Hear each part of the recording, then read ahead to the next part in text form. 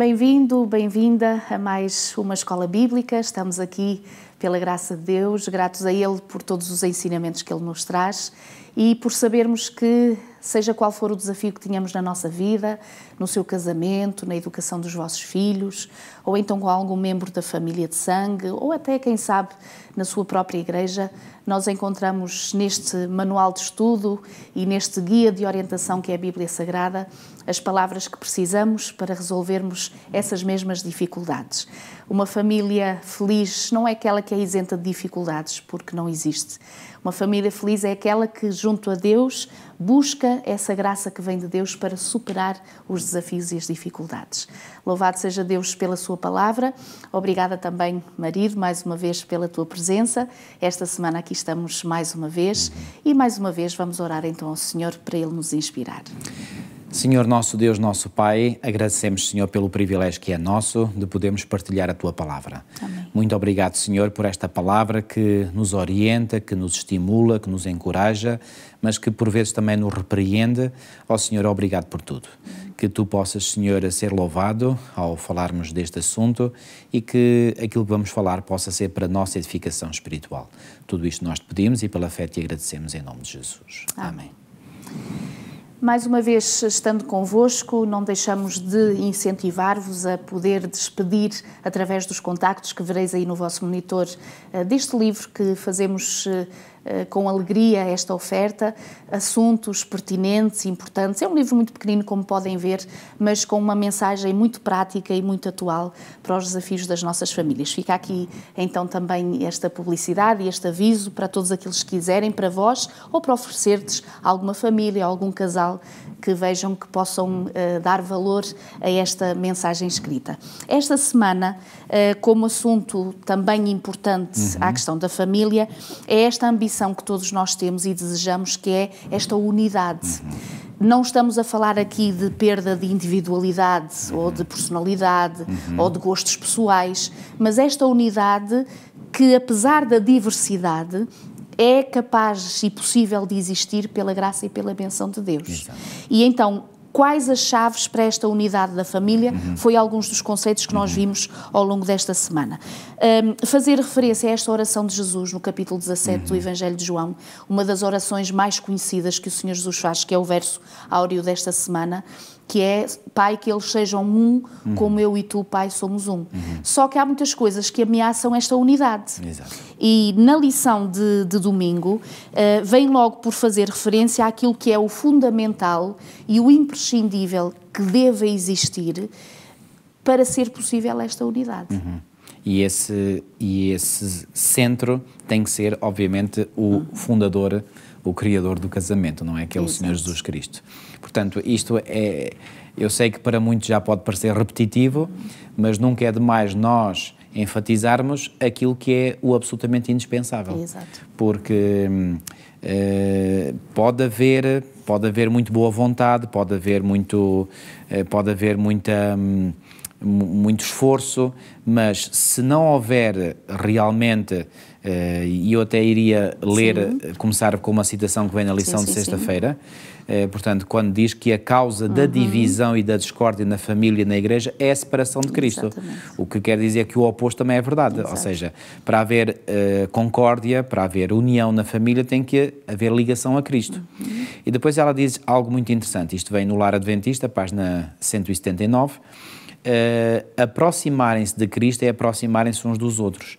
O segredo da verdadeira união na igreja e na família não é a diplomacia, o trato habilidoso, o sobre-humano esforço para vencer dificuldades. E depois ela diz, embora haja muito disto a ser feito. Exatamente, também não desconsidera. Não desconsidera, mas a união com Cristo. Claro. Ou seja, a união com Cristo é o pilar fundamental. E porquê? Porque é o Senhor que trará ao nosso coração e à nossa mente aquilo que nós precisamos para termos um trato habilidoso, para sermos cordiais, para sermos gentis. Sem Deus, estas coisas não são possíveis existir. Quer dizer, até pode existir durante uns 5 minutos ou uns 6, mas depois o verniz logo se parte e estala porque ninguém aguenta. E é interessante que ela fala aqui do sobre-humano esforço. Exato. Ou seja, muitas vezes tem que haver um esforço sobre-humano, ou seja, que parece que ultrapassa as nossas forças, a nossa capacidade, o nosso saber.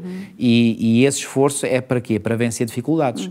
E que dificuldades? Estamos aqui a falar de dificuldades relacionais, não é? Nem estou a falar das dificuldades que a vida também traz, materiais, etc. Não, dificuldades relacionais. Portanto, muitas vezes é necessário um esforço sobre-humano.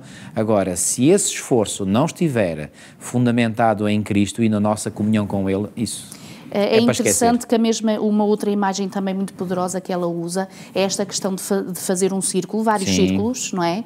E depois fazer umas retas que dá a entender que quanto mais longe nós estivermos do centro, também mais distantes estamos uns dos outros. Mas quanto mais perto do centro, também mais pertinho uns dos outros. Exatamente. Podíamos até comparar com uma roda de uma bicicleta. Exato. Os raios que vão para o centro, não é? Exato. E por falar em círculo, eu gostaria, Milu, de partilhar aqui algo que vem neste livro, que foi já aqui referido em semanas anteriores. O capítulo é o capítulo 27 deste livro e é o título O Círculo Sagrado, como podem ver aqui, portanto, o Círculo Sagrado. Fazendo referência ao casamento. Fazendo referência ao lar, exatamente. E diz aqui algo muito importante e que deve ser tomado em consideração por todos aqueles que desejam preservar esta unidade do lar. Diz assim ela: há um círculo sagrado em torno de cada família que deve ser preservado. Nenhuma outra pessoa tem o direito de entrar nesse círculo. Marido e esposa devem ser tudo um para o outro. A esposa não deve ter segredos que esconda do marido e que permita que outros conheçam. Repara, aqui dá a entender que até poderá eventualmente ter segredos, só que se tem segredos para o marido, então não tenha para outros. Exato. Ou seja, o problema é quando tem para o marido, mas vai falar a outros. Mas vai falar a outros, exatamente.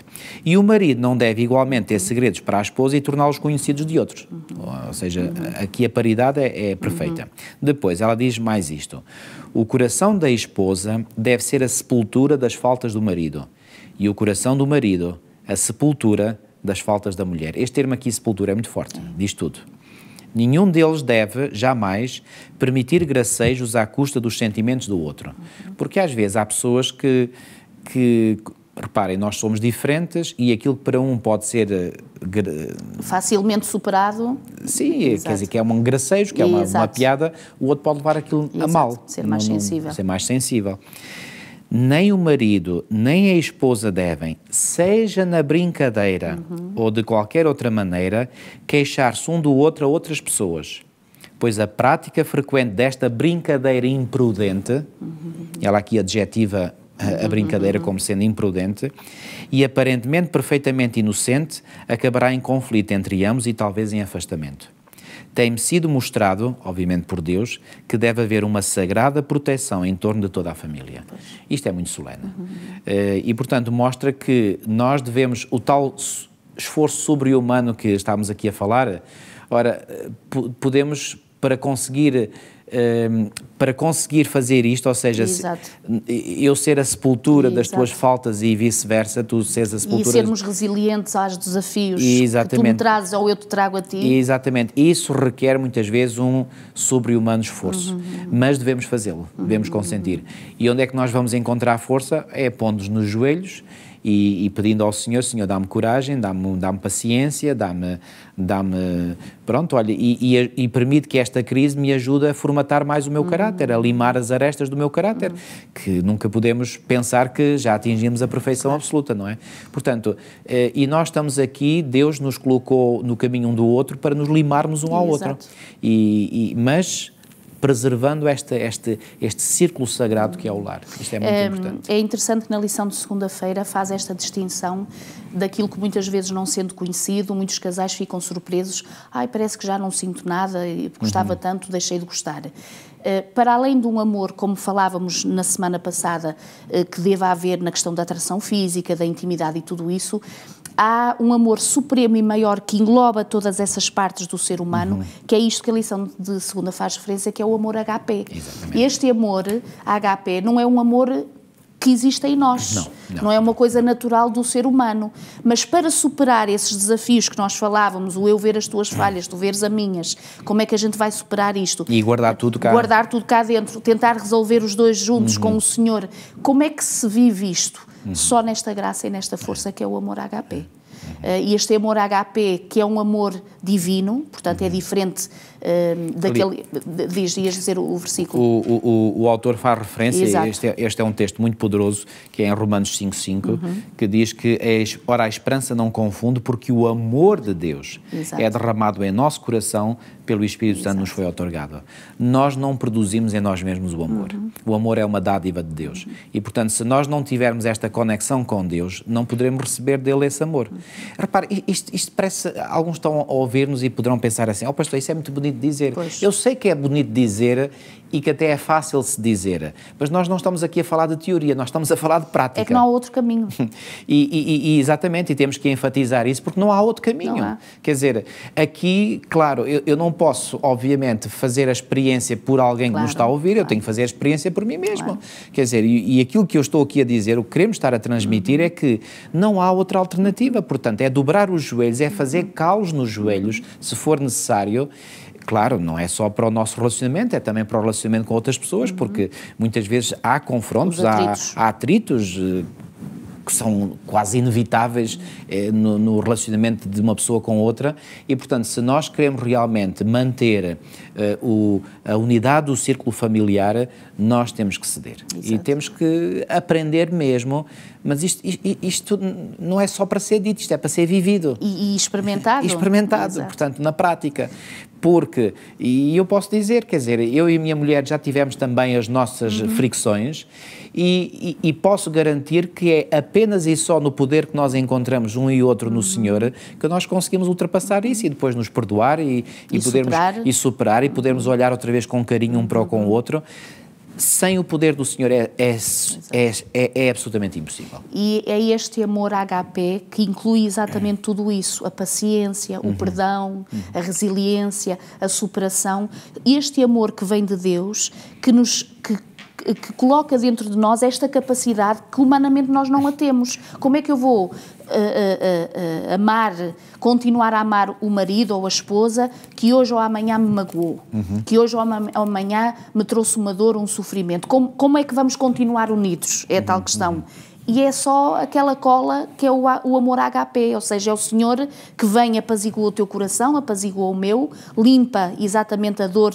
Às vezes é preciso tempo para cicatrizar, para superar, mas que é possível, sem dúvida, reviver no poder de Cristo. Agora, eu gosto mais de referir, em vez de enfatizarmos só o amor, que é importante, sem dúvida, eu gostaria de enfatizar a necessidade que cada um de nós tem do Espírito Santo. Sim, exato. E em Lucas, no capítulo 11, no versículo 13, Jesus disse isto: ora, se vós que sois maus, sabeis dar boas dádivas aos vossos filhos, quanto mais o Pai Celestial dará o Espírito Santo àqueles que lhe o pedirem.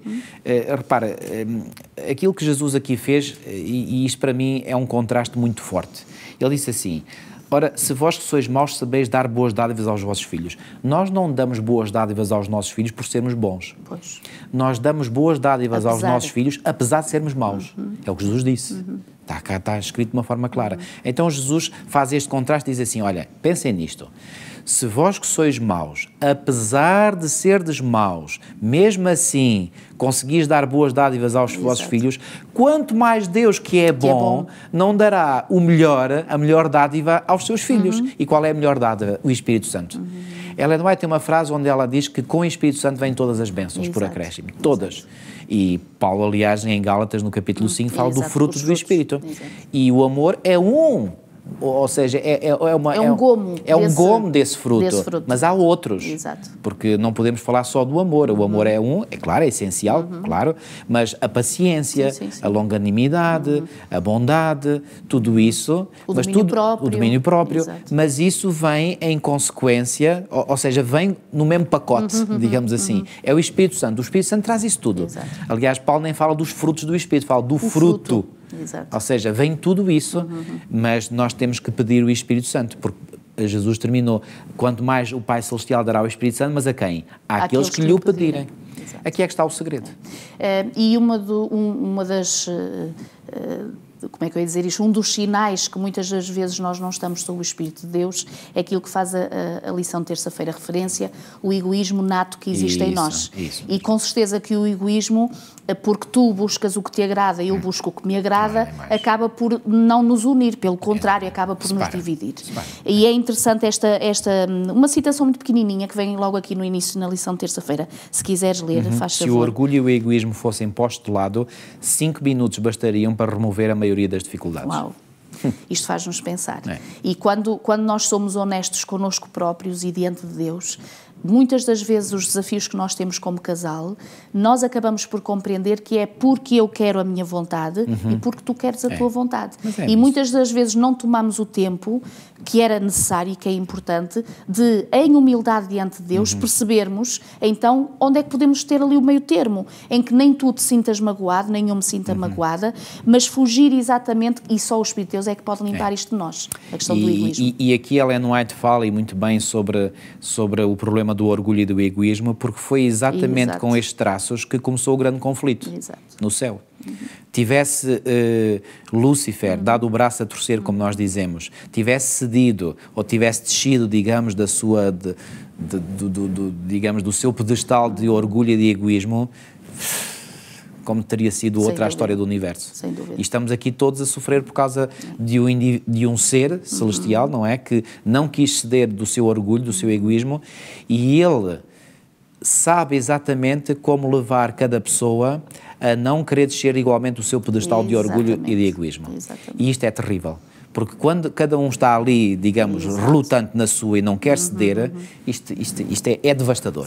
É absolutamente devastador, porque não cria pontos. Nem aquele que acha que por ter mantido a sua posição acaba por ganhar, porque depois se não houver a unidade, a tal unidade, ele acaba por ficar sozinho, ou ela acaba por ficar sozinha. Agora, há pessoas que às vezes confundem isto que acabámos de referir com convicções. Por exemplo, se eu estou convicto de que eu defendo uma posição certa, aí não é erro, mas é antes uma virtude eu não ceder na minha convicção.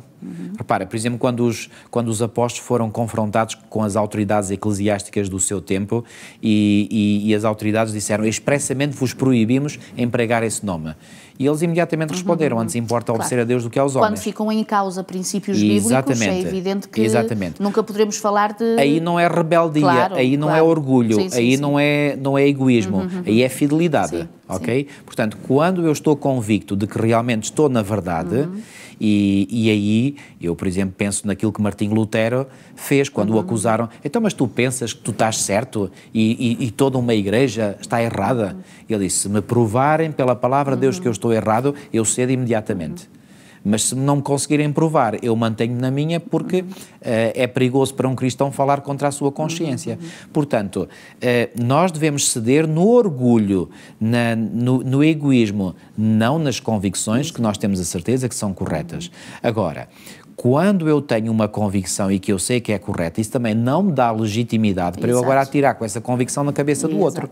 Ou seja, o que é que eu devo fazer? Ou impor. Obrigar. O qual deve ser a minha atitude? Eu tenho a minha convicção, não abdico dela, mas respeito que o outro não me compreenda, não me aceita ou queira seguir outro caminho. Pronto. E nós já vivemos situações, Milu, e tu lembras-te bem, em que, pronto, tu tinhas uma convicção e eu tinha outra e dissemos, ok, pronto, então vamos... concordamos em estarmos em desacordo. Exatamente. Portanto, nós fazemos pronto, eu faço o meu percurso, tu fazes o teu, e o que acontece é que muitas vezes um ou outro acaba por reconhecer que... Exato, que afinal era outro caminho. Exatamente.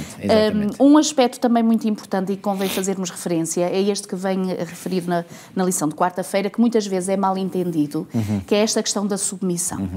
Quando o apóstolo Paulo diz para a esposa, sede submissas aos vossos maridos, mas depois nesse mesmo contexto acaba por dizer que os maridos também devam amar as suas esposas. E portanto só neste contexto deve ser percebida esta questão da submissão. Porque muitas vezes o facto de ser mal compreendido leva talvez algum dos cônjuges a ter posturas e formas de estar que, em vez de preservar o amor, essa planta frágil e bonita que precisa todo o cuidado e amparo para crescer, acaba por esmagar e por pisar. Portanto, quando o apóstolo Paulo diz esposas, mulheres, sede submissas ao vosso marido, o que é que é que o Senhor quer dizer com isto? Repara, por exemplo, nós pensamos em submissão e isto, pelo menos no nosso contexto cultural de hoje, não soa bem. Mas repara que Jesus, ele coloca o homem no mesmo plano, ou compara o homem, portanto, a Cristo e a mulher à Igreja, não é? E, portanto, ele diz, Paulo diz, maridos, amai as vossas mulheres como Cristo amou a Igreja. Exato. E como é que Cristo amou a sua Igreja? Bem, que deu... Portanto, amou a tal ponto de ter dado a sua vida por ela. Exato. Ou seja, o marido deve amar a esposa ao ponto que, se necessário for, porque pode não ser necessário, é óbvio, na maior parte dos casos, mas se necessário fosse, ele daria a vida pela sua mulher. Ora, perante um tal amor abnegado... Quem é a esposa que... Pronto, pode dizer o resto. Quem é a esposa que não quer ser submissa ao marido assim, não é? Portanto, quando ela se sente amada, se sente cuidada, protegida, com certeza que temos todo o gosto e todo o agrado de poder sermos submissos, porque mesmo até por natureza, a nossa feminilidade gosta de se sentir aconchegada, protegida, resguardada. Portanto, isto é uma certa submissão, no fundo é até o jeito físico de submissão. E o homem tem prazer em ser ele o protetor, ser ele que está no controle da situação. Exatamente. Quando este assunto é vivido no conhecimento e no poder de Deus, sem dúvida que é uma bênção e não é, ao contrário, portanto, um momento para se distanciarem, mas é um momento exatamente para viverem mais juntos ainda. Finalmente, depois terminando a lição desta semana, viver como prometemos, só podemos fazer promessas no poder de Deus. Exato. Aliás, esta promessa, muitas vezes eu me lembro disto, no momento do casamento, até já tive um ou outro momento em que chamei a atenção, quando os nubentes estão a fazer os seus votos, prometo fazer isto, mas prometo tem que haver lá uma coisa muito especial, na graça de Deus, no poder de Deus. E só no poder de Deus é que nós podemos seguir adiante. Eu iria terminar, se calhar lias, por favor, esta última. Afinal, tu acabaste por ler, mas esta primeira citação, quando dizia a primeira obra dos cristãos é serem unidos na família. Quanto mais intimamente são unidos os membros da família na sua obra no lar, tanto mais de molde a elevar e a auxiliar será a influência que pais, mães, filhos e filhas exercerão fora dele. Exato. Portanto, quando nós falamos de famílias, o ter a felicidade no casamento e na nossa família não é só bênção para nós. Depois, aquilo que de nós sai, acaba por ser uma influência na graça de Deus para outros queridos que estão à nossa volta. Foi uma bênção poder estar convosco mais uma semana. Pedimos a Deus que nos guarde, que nos proteja e que nos ajude a aplicar estes conhecimentos na nossa vida. Um abraço para todos vós, obrigada pelo vosso carinho, pelas mensagens que nos têm escrito, pelos telefonemas que nos têm feito. Se tiverem alguma pergunta, disponibilizem também e escrevam para nós ou telefonem. Estaremos aqui para ajudar também. Um abraço e até à próxima semana.